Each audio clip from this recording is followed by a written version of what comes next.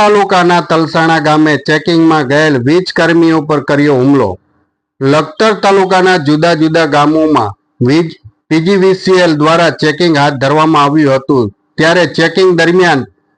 તાલુકાના તલસાણા ગામે વીજ કર્મીઓ પર હુમલો થયાની ઘટના સામે આવી છે। પીજીવીસીએલના જુનિયર એન્જિનિયર દર્શનકુમાર ચૌધરી તથા સ્ટાફના પાર્થભાઈ પરમાર, ડ્રાઈવર દીપકભાઈ મેણિયા તલસાણા ગામે ચીકાભાઈ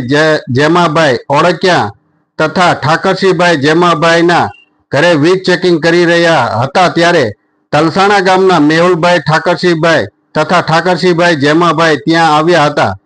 અને હુંડાબોલી ગાળો આપી ઝપાઝપી કરવા લાગ્યા હતા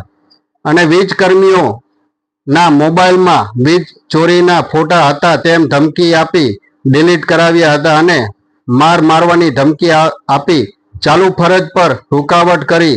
હતી। વીજ કર્મીઓ ઘટના સ્થળે જાણ તેઓને ઉપર અધિકારીઓને કરતા અધિકારીઓની સૂચના મુજબ વીજ કર્મીઓ તલસાણા ગામના ઠાકરસિંહભાઈ જેમાભાઈ તથા મેહુલભાઈ ઠાકરસિંહભાઈ વિરુદ્ધ લખતર પોલીસ સ્ટેશન ફરિયાદ નોંધાવવા આગળની વધુ તપાસ લખતર પોલીસ ચલાવી રહી છે।